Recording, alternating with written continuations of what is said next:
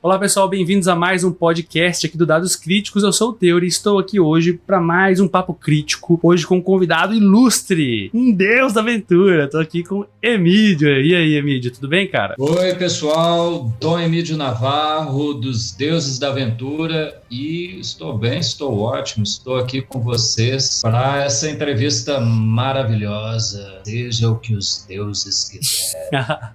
É isso aí, cara. Antes da gente começar, eu sempre faço a mesma pergunta para todo mundo que vem aqui no podcast, o Emídio, que é a seguinte: quando você vai se apresentar numa mesa de RPG ali, vai jogar com uma pessoa que você nunca jogou antes, como é que você se apresenta? Me apresento como Dom Emídio Navarro, um mestre sádico, malvado, que todos podem ficar com medo de mim, que o momento do terror vai começar.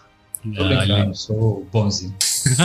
Só coloco todos em dilemas difíceis durante o jogo. Como quem acompanha lá, o Deus das Aventuras já sabe que eu não pego leve, não. Eu só coloco o pepino na mão dos jogadores. Mas é isso mesmo, cara. É aí que é bacana, porque o jogador tem que tomar decisões que são significativas, né, de fato, no mundo. E aí é interessante, aí que o jogo fica legal, né? E conta pra gente, o que é o Deus de Aventura, né? Eu falei aqui, né, te chamando de Deus da Aventura, você falou dos Deuses da Aventura. Sim. E eu conheci vocês lá. Aqui teve um evento presencial aqui em Belo Horizonte, né? Então vocês são aqui conterrâneos, né? Conta pra gente, pra quem não conhece o canal de vocês, o projeto de vocês, o que é? O projeto Deuses da Aventura é um sistema de jogo que a gente ampliou por um podcast onde nós jogamos o nosso sistema, e isso variou também para contos, para o nosso romance, para o nosso livro. É um projeto baseado totalmente em RPG, onde tudo circula em volta de RPG, desse universo nosso, né? Então, Deus da Aventura, a marca Deus da Aventura é um universo baseado no nosso sistema próprio de Role Play Games, que começou muito tempo atrás, lá nos anos 90, quando eu tinha os meus 12, 13 anos, e estava ali jogando Hero Quest, depois passando ali para o Dungeons and Dragons, primeira edição da Grow, da caixa ali do Zanzerten, depois Sim. o Dragon Quest, e depois já vendo formas de desenvolver a partir dali, porque o que tinha para você jogar RPG na época era muito limitado, você não tinha cenários de campanha, muita coisa. Eu creio que a Dungeon de Zanzer evoluía os personagens até um 4º nível, uma Sim. coisa assim. Então, nós tínhamos que sair desenvolvendo as coisas da nossa cabeça, do nosso jeito, mas ali a gente já tinha pegado de qual é do RPG. Uhum. E nisso eu fui desenvolvendo o universo de Deuses da Aventura, a galáxia de Almagum, sobre a história de um planeta chamado Arabel, e fui criando toda uma cosmologia desse universo. Os meninos foram jogando comigo e estamos jogando até hoje. Ah, bacana. E essa galera que joga com você é a mesma galera desde essa época? Sim, a maioria. Uhum. Alguns entraram depois, a Taíla entrou recentemente, né? Uhum. O mais antigo é o Zé Carlos, que está desde a adolescência jogando comigo. Ah, bacana. E assim, então, a gente pode dizer que Deus da Aventura, ele é todo um mundo, né, que é o cenário, mas o cenário conversa com o sistema, que conversa Justamente. Também com as artes que vocês fazem, porque vocês produzem, é um multimídia, vamos dizer assim, né? Exatamente, sim. Uhum. O sistema, ele foi gerado para dar suporte ao universo, porque chegou um momento em que nós utilizávamos, como eu disse, começou no Hero Quest, depois foi para o Dungeons and Dragons básico, depois passamos para o AD&D até entrar na 3ª edição. Depois, jogando por muitos anos a 3ª edição, nós chegamos à conclusão que não suportava mais o sistema de Dungeons and Dragons, já exigia um sistema próprio para a gente jogar. E aí nós começamos a desenvolver o sistema Deuses da Aventura. Legal. Então, assim, você falava que não suportava porque você já estava usando talvez regras da casa tão diferentes ali que já virou outra coisa que não o D&D puro, né? Também, muito para onde nós tendíamos o tipo de jogo que a gente queria jogar.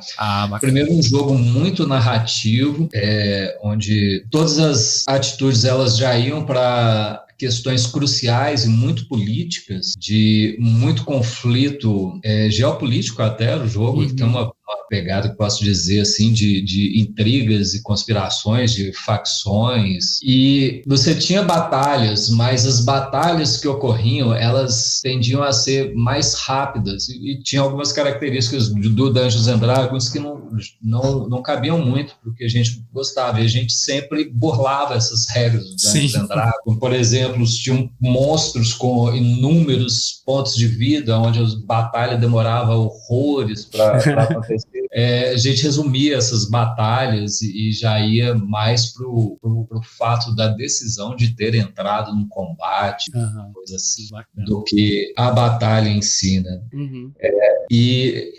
A gente tem muito disso assim nas histórias de Deus Aventuras, que a ideia de uma guerra, ela primeiro passa nos bastidores, depois é que o que vai para as vias de fato é muitas vezes o reflexo do que já tinha acontecido nos bastidores dessa. E Deus da Aventura trabalha muito esses bastidores, esses conflitos desses bastidores. Pô, que legal, cara, porque aqui no canal tem um clube do livro, né, que todo mês a gente pega um livro de fantasia, literatura diferente, e isso que você tá me falando me lembra alguns mundos específicos. Me lembra Duna, me lembra The Witcher, me lembra Game of Thrones, né? Você teve essas inspirações ou como é que, ou vem de outro lado, assim? Falou 3 inspirações aí que foram muito fortes para nós.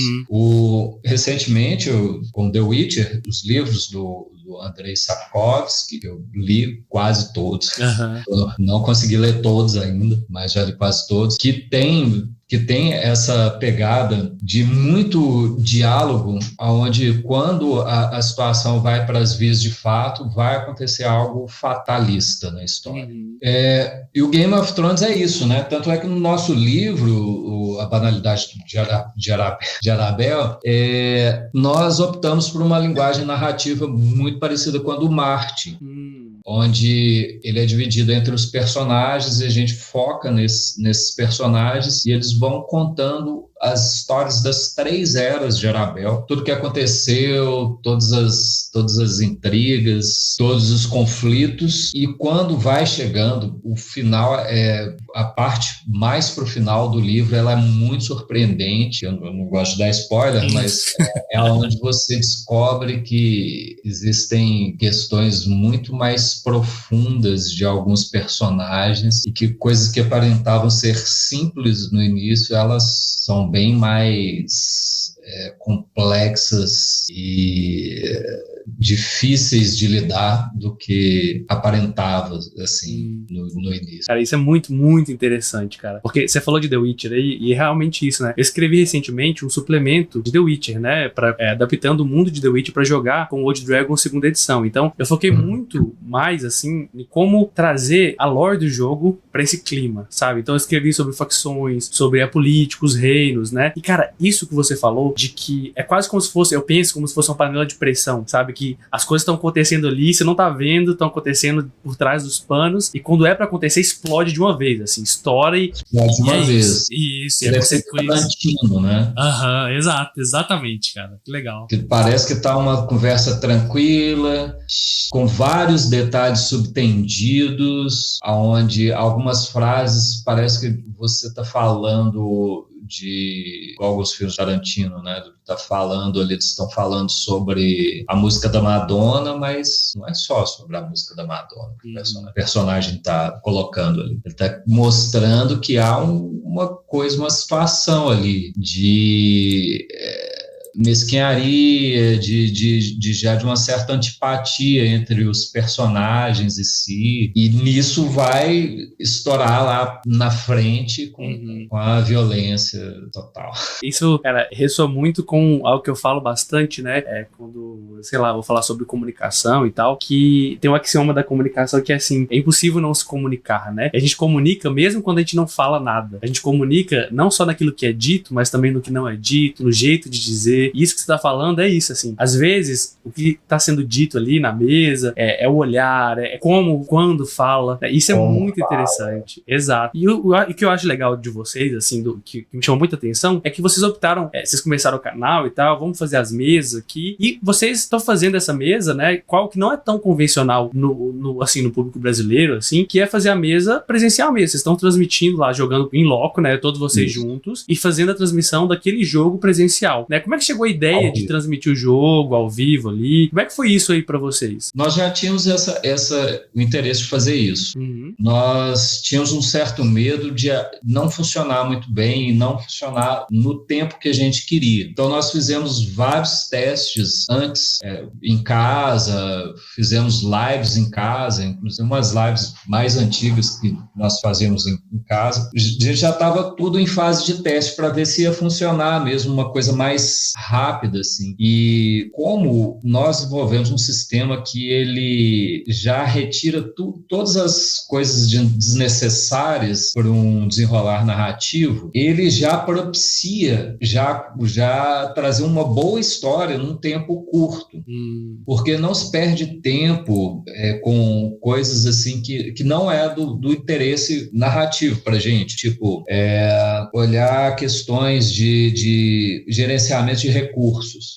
É legal, é uma coisa bacana para muita gente que joga e tal, se sentar numa mesa grande, fazer uma build de personagem, ficar vendo quantas tochas você vai levar para masmorra, quantas moedas de ouro você conseguiu, se você vai converter aquilo num quadro que vale um rubi e que você vai trocar uma espada mágica, ou você vai enfeitiçar uma gema para incrustar um machado mágico. Não é sobre isso. Isso é legal também, se a pessoa curte fazer uma coisa assim. Mas isso não interessa pra gente. Essa parte a gente pula. A gente não quer saber quantos dias você andou na estrada, se você comeu quantas rações, nada disso. Sua tocha está acabando. A gente quer saber se você vai sacrificar a sua vida numa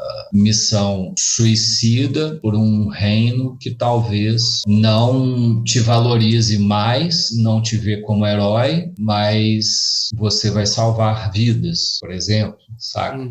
Dilema moral, né? Dilemas, assim. O tempo todo. Dilemas como, por exemplo, eu vou renunciar a ser um imperador porque se a outra imperatriz, que eu nem gosto tanto da política dela, crescer e as pessoas forem a favor dessa outra imperatriz, eu vou estar impedindo que um vilão crie forças para conquistar o poder, entende? Então tem muita coisa política acontecendo o tempo todo. Você tem que jogar com isso. É bem Game of Thrones. O jogo é sobre isso, né? É sobre isso. E é muito fatalista. E justamente por isso, nós criamos um sistema onde os dados são muito fatalistas. A gente usa somente um D6. Então, o fator de aleatoriedade, ele fica muito reduzido. Aí, o que acontece? Na nossa regra, 1 é uma falha crítica cabulosa. E 6 é um sucesso decisivo estrondoso. Então, assim, é uma chance de um personagem muito fraco derrotar um personagem muito poderoso. E isso pode acontecer. E você, sabendo disso, você vai pensar muito bem em todas as suas decisões que você vai tomar durante o jogo. A rolagem, ela passa a ter um peso muito grande. Então, você muitas vezes evita ela para que você consiga, através da descrição, resolver aquilo sem lançar a mão dos dados da rolagem, né? Muito que a gente vê, né, em sistemas que tem essa letalidade mais alta do movimento de old school mesmo, né?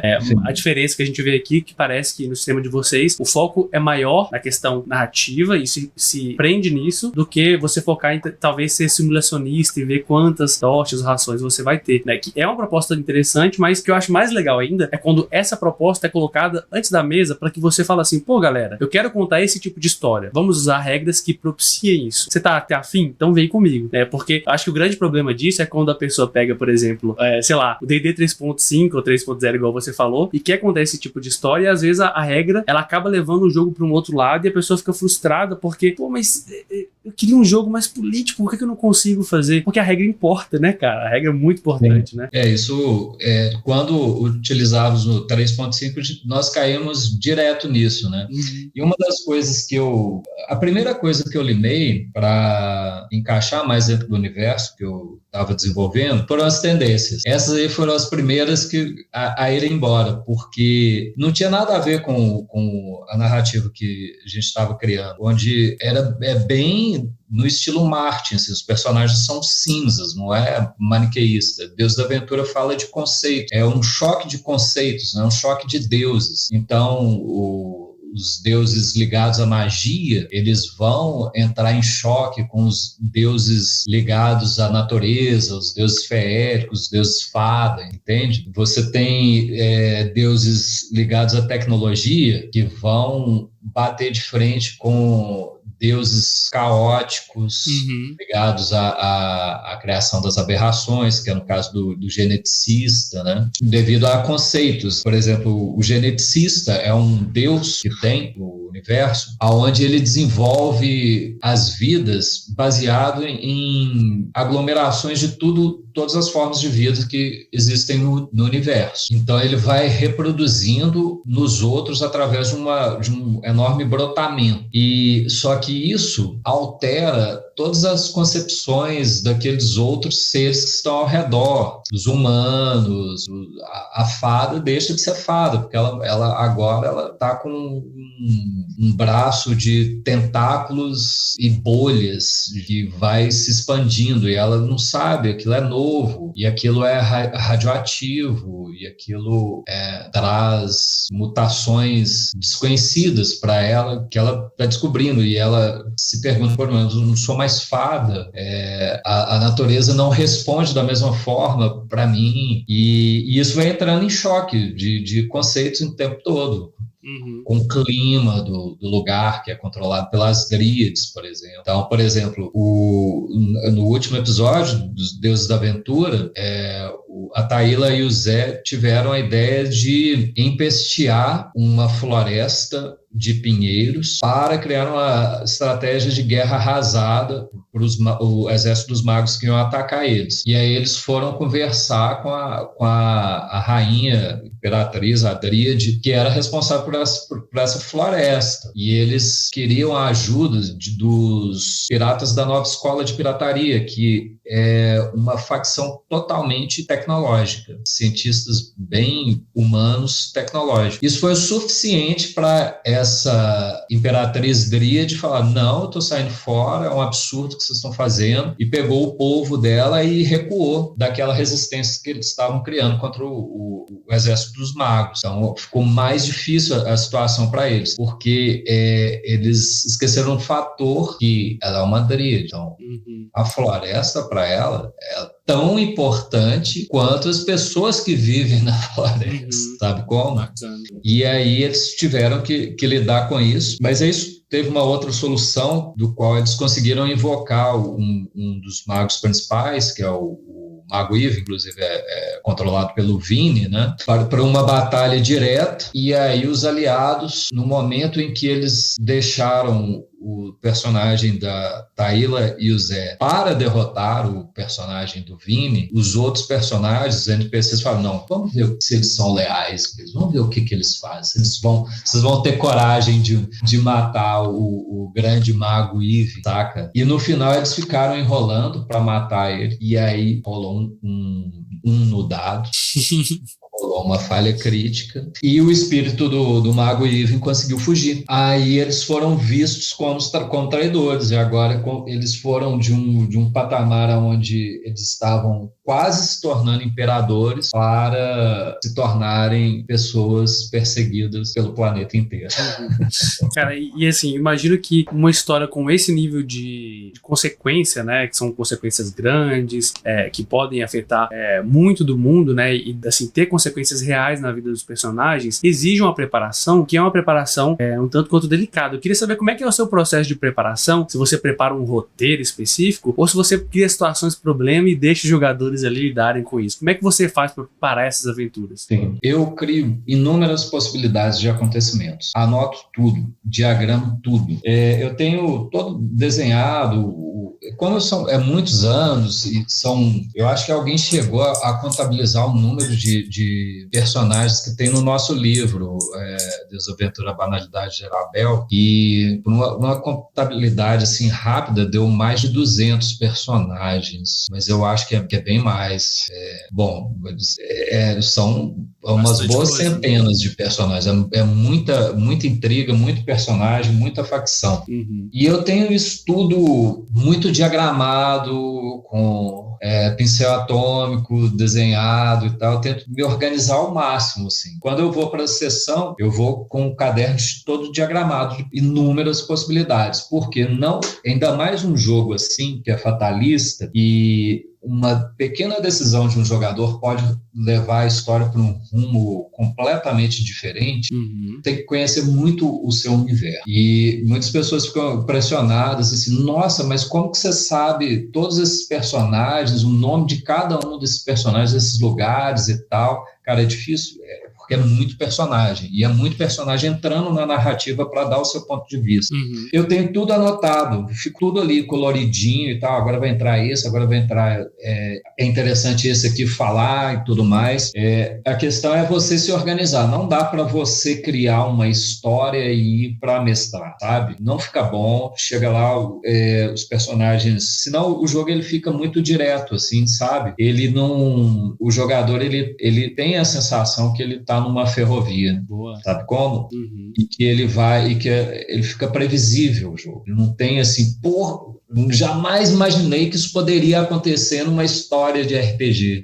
Sabe como? E como eu já tenho tudo desenhado no universo e todas as possibilidades, fica mais fácil. É essa a preparação. Então, mas mesmo assim, você às vezes é surpreendido pelas ações de jogadores? Sempre. O tempo todo sou surpreendido, assim. E essa da última sessão, inclusive, me surpreendeu. Eu fiquei pensando assim, poxa, eles estão fazendo isso mesmo, eles estão tomando essa... Por quê? Eu não vi outra possibilidade a não ser eles se estreparem muito. E se não tivesse saído no dado ali, o personagem do grande mago, que já é um deus, que o Vini levou anos para o personagem chegar a tal nível, ele ia desaparecer, ele ia morrer, ele ia ser pulverizado do universo. E isso ia mudar totalmente a história, sabe como? E os meninos também, o próprio jogador, ele muitas vezes ele surpreende, igual eles tinham preparado uma hora que, porque estava com uma previsibilidade de ocorrer uma grande batalha, uma grande guerra. E essa batalha não aconteceu. Eles foram preparados para isso. Eles levaram tintas para pintar o rosto, para tirar... Embaixo da blusa tá uma cota de malha e tal, eles prepararam toda uma cena, para na hora que entrasse a batalha, eles iam pintar o rosto na hora, fazer uma cena lá. E aí não aconteceu um negócio completamente diferente, que mudou totalmente o rumo da história. Então, sabe como? Não dá para você deixar nada preparadinho, não dá para você contar que vai acontecer aquilo na história, porque pode acontecer coisas completamente diferentes. Eu gosto de preparar assim também, cara. Assim, eu preparo uma situação, problema, um conflito que está acontecendo e muitos mestres que querem começar a mestrar às vezes ficam receosos e falam assim, mas se eu preparar um trilho aqui, né, igual você falou, eu vou me sentir mais seguro porque eu sei para onde a história vai ir. Beleza, você vai se sentir mais seguro, mas o jogador vai sentir que ele está sendo levado para aquilo e isso, como você disse, vai tirar um pouco da coisa que é única do RPG, que é a capacidade de você tomar decisões e ver as consequências reais daquilo. Porque eu vejo, sei lá, um jogo virtual, se o personagem morre, você volta, né? Você perdeu um personagem do RPG, cara, já era. E eu acho isso incrível, essa consequência que é definitiva, porque, então beleza. Então minha decisão sobre entrar numa guerra ou não entrar numa guerra, ela é uma decisão real, porque se eu entro nessa guerra e eu tomo essa decisão errada, eu perco aquele personagem e aí eu tenho que lidar com aquela perda e bola pra frente. Quando você faz o trilho, eu vejo que muitas vezes o jogador sente que essa consequência foi tirada, tipo assim, é como se, beleza, eu fui lá, era pra eu ter morrido, mas não aconteceu nada, porque você entre aspas, é o protagonista, sabe? E aí, cara, dá aquela brochada, sabe? Pô, velho, não, tava finzaço e tal. E às vezes, né, não é porque a consequência foi negativa que não vai ser divertido, né? Se o jogador sente, eu percebi isso com a experiência, jogando e mestrando com o tempo, que o jogador sente que, olha, ele teve parâmetro pra tomar a decisão. Olha, você falou, olha, esses são os riscos envolvidos. A rolagem pode ser positiva, pode ser negativa. Ele tava ciente disso. E mesmo assim, ele faz essa aposta. Se der certo, é real. Cara, que foda, foi massa. Se der errado, cara, pô, velho, aí ele pensa, não, deu errado, mas se tivesse dado certo, ia ser foda de verdade. Não foi algo forjado, né, cara? Essa sensação é incrível, velho. E é legal, muitas vezes, você terminar, o jogador terminar a aventura com uma sensação, pô, essa eu não consegui, dá uma frustraçãozinha, sabe? Pô, que legal que não é sempre que eu venço. Sabe como? Porque quando ele vence vai ser real, né? Pois é, porque quando você consegue algo, você, pô, eu consegui chegar lá, consegui evoluir o nível e tudo mais. Nós estávamos num questionamento, uma discussão interna aqui na nossa equipe, que nós estamos desenvolvendo agora uma espécie de Advanced Deuses da Aventura. Mas vem coisas interessantes aí para esse ano. E foi colocado muito na pauta a questão se nós tirávamos ou não a morte, se ela não poderia ser opcional. Foi muito colocado, inclusive algumas pessoas da equipe frisaram muito que não, vamos tirar essa questão, vamos deixar opcional a questão da morte e tal, e eu fui muito incisivo nisso. Não, tem que ter morte, porque a morte é um dos maiores dilemas que nós temos. Muitas vezes você vai cair em situações onde você vai desafiar a morte, eu vou morrer por prol de alguma coisa, sabe como? A gente lida com isso, com esse risco da morte. O questionamento tinha sido muito em cima, poxa, se o meu personagem tende a morrer, né, existe esse medo da morte, então eu vou fazer de tudo para proteger o personagem. Muitos pensam assim. Só que, quando se coloca certos dilemas no jogo, às vezes, optar por não morrer pode te dar uma questão moral violenta. Você vai querer, muitas vezes, sair como um covarde de uma situação, sabe como? Um individualista. Mas é verdade, né? A morte, ela na vida, de modo geral, né? Fora do RPG, ela é algo que é uma certeza que foge ao nosso controle. Então, ela é um dilema moral e é um tabu em muitas sociedades, e é um tema que é abordado de forma diferente em diferentes culturas, exatamente porque ela faz parte do ser humano, né? Inclusive, alguns filósofos, né, tratam essa questão como central, né? O ser para a morte e tudo mais dentro da filosofia. E eu acho que isso, né? Quando a gente tá jogando RPG, querendo ou não, a gente também tá contando histórias, e esses dilemas, por exemplo, quando se escolhe contar um tipo de história como essas, com dilemas morais profundos que refletem o ser humano, eu acho que o fato da morte estar ali diz muito. Essa é uma decisão que eu acho que é interessante, é uma decisão importante de vocês discutirem, porque se você escolhe com a morte só vai acontecer quando o jogador quiser que ela aconteça. É um tipo de jogo que vocês vão estar colocando e propondo, né? Como a gente falou lá atrás. Agora, se ela acontece de forma aleatória, ela vem e se impõe, é outro tipo de história que a gente está contando, porque a gente não vai ter o controle sobre aquilo, né? Muito, muito interessante isso, cara. Justamente. E às vezes, como é que a gente lida com alguns choques, né? A gente tem tanta certeza que a gente vai vencer sempre, sabe como? O Game of Thrones tem muito disso, né?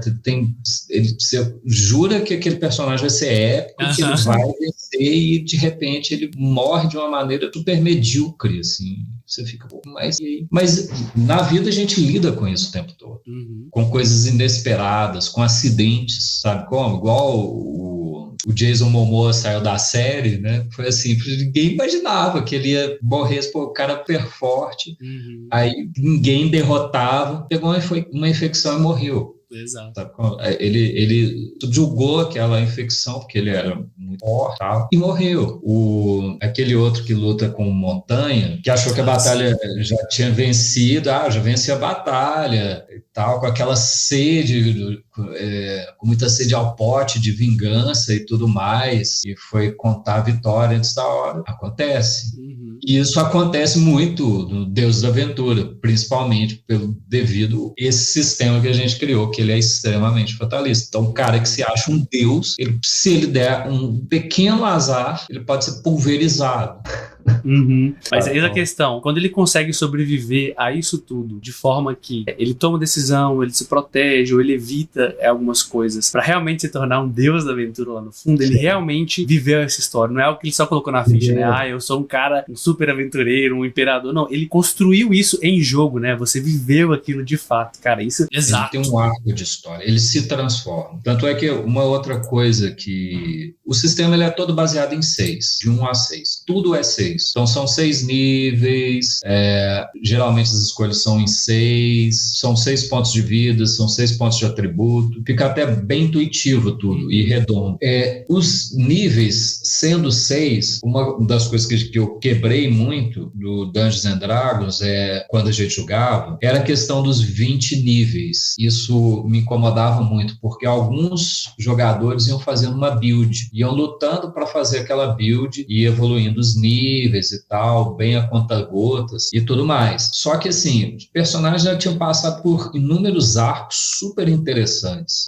Não justificava ele mudar de nível, assim, então evoluiu, poxa, olha tudo que aconteceu aqui, vai evoluir para o segundo nível, faz sentido. Então, muitas vezes, eu evoluía rápido, assim, você evolui 4 níveis, porque não tem condições. Você evoluiu 6 níveis, e depois que vocês fizeram, você tem que aumentar no mínimo 6 níveis de vocês e tal. E aí eu criei um sistema onde, por exemplo, no primeiro nível você é um mortal, você é um bostão, não aguenta nada, e as mínimas coisas você tem que fugir o tempo todo, você é só mais um na fila do pão. Já no segundo nível você já é um herói mesmo, e é um cara que se destaca na multidão, né? E por aí vai. Já no 6º nível, você já é um deus, já está no nível supremo mesmo, overpower. Então você é por arco, e você não existe XP, não existe pontos de experiência. O narrador ele vai criar um arco de história. Olha, o arco de história desse personagem foi essa a grande saga dele, enquanto mortal. Aí termina aqui. E muitas vezes coloca, depois de muito tempo, aí que ele já era um herói, o arco da história dele foi. E aí depois de muito tempo ele já é um semideus e tal. É isso, o arco da história do semideus. Então é por arcos. Entendi.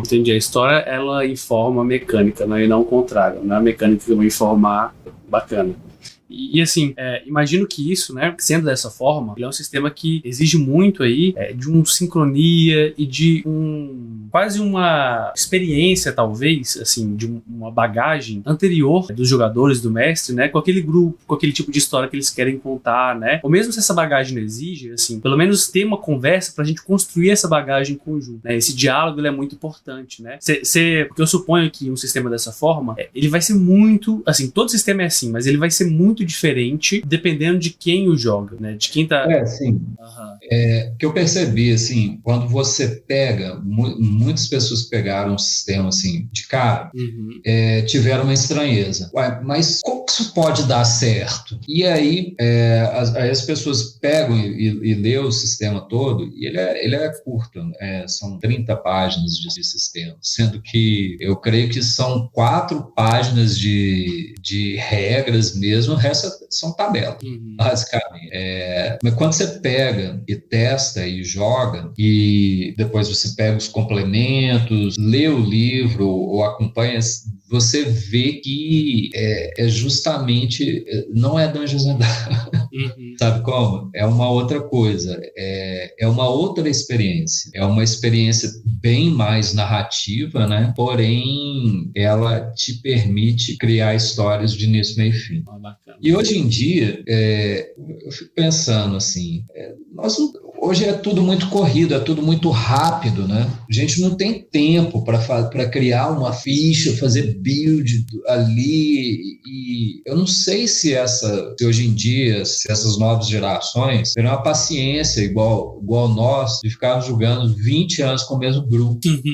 como? Hoje você joga com várias mesas, você quer chegar com uma coisa pronta e jogar um one shot, uma coisa assim. Cara, o Deus da Aventura, 6 sessões de cada uma você evoluindo um nível, né? De 2 a 4 horas, você já cria um arco espetacular narrativo de personagem evoluindo de primeiro ao 6º nível e encerrando ali. E assim, as coisas precisam ter fim, sabe como?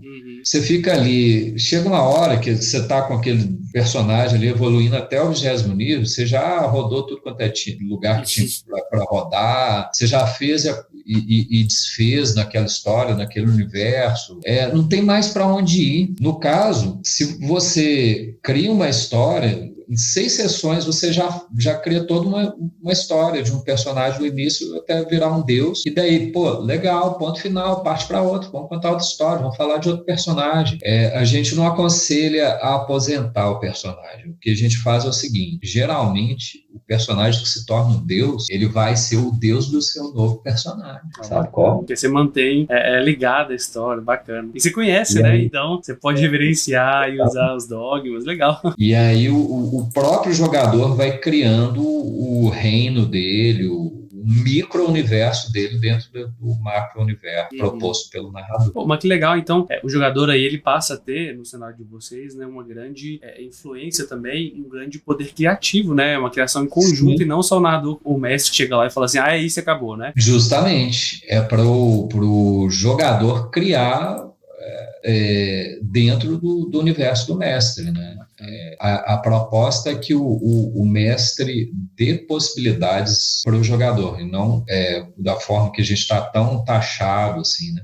Porque você tem, por exemplo, apesar de tudo, quando você lê o livro que conta todas as eras do nosso universo, você vai ver que tem muitas pontas soltas, que é justamente para você desenvolver, para você criar, para você colocar os seus elementos ali dentro daquele universo e tudo mais. E ele foi feito também de uma maneira do qual ele fica fácil de fazer crossover para o mundo que o mestre vai criar. Entendi. Então, assim, eu estou falando da criação do universo, de uma galáxia e tal. Então, você pode criar o seu planeta com as suas ideias ali, e ele vai conversar facilmente com toda a cosmologia. Vai comportar. Bacana. Muito interessante. Eu consigo colocar X-Men, eu consigo colocar Star Wars, consigo colocar Duna, consigo colocar Terra-média, consigo colocar o universo de vários autores dentro do universo de Deus da Aventura. O que eu quiser eu consigo, devido à forma que foi feito.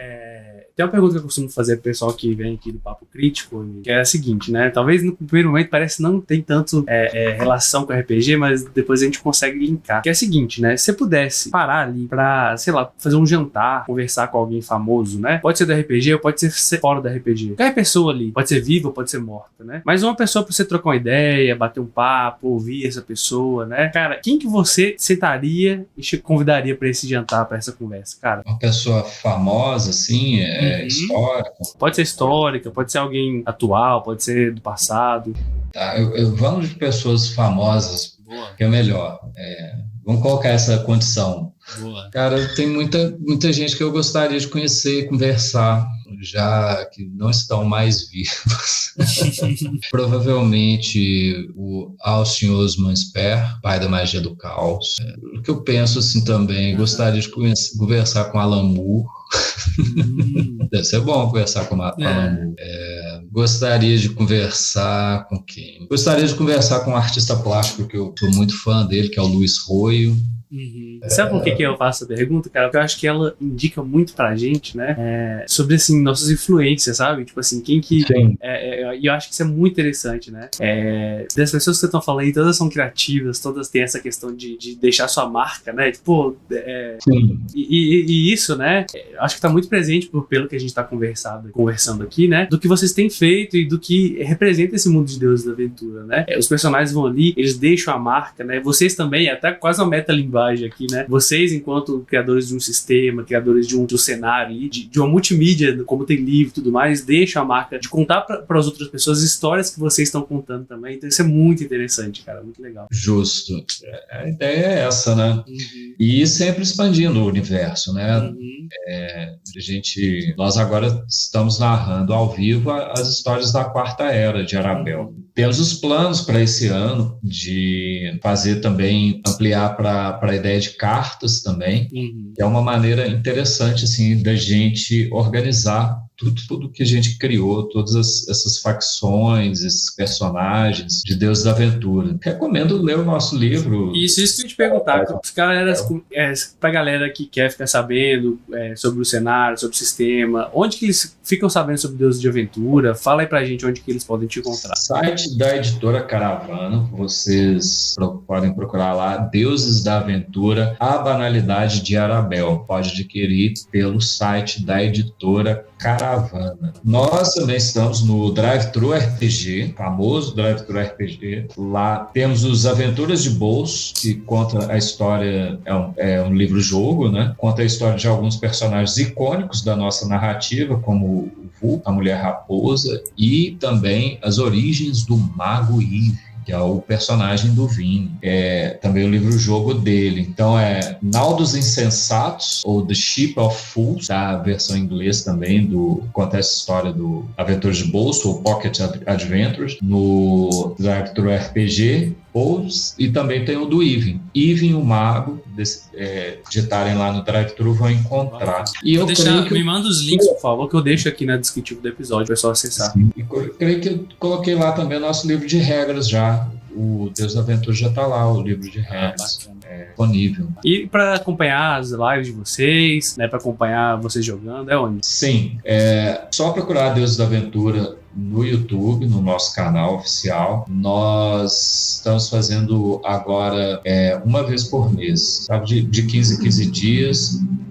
Mas nós abrimos agora para um dia para falar sobre as regras, sobre a história de Deus da Aventura, outro dia é a sessão e 2 dias são entrevistas com convidados. Então, todo sábado tem live de Deus da Aventura no YouTube, e daí nós vamos compartilhando por Instagram, por TikTok, os canais nossos que tem mais bombado.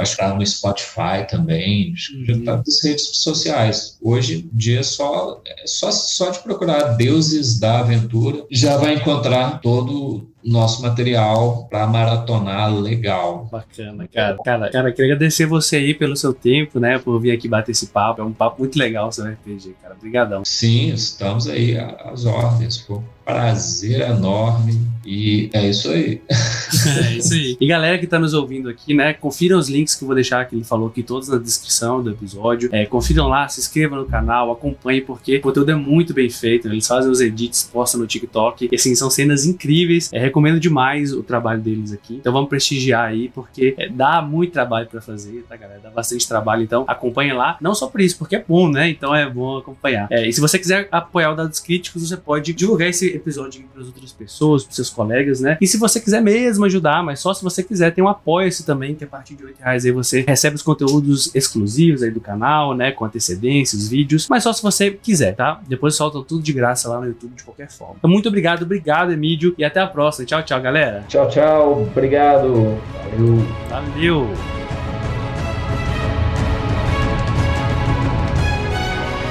Este podcast foi editado pelo Dados Críticos.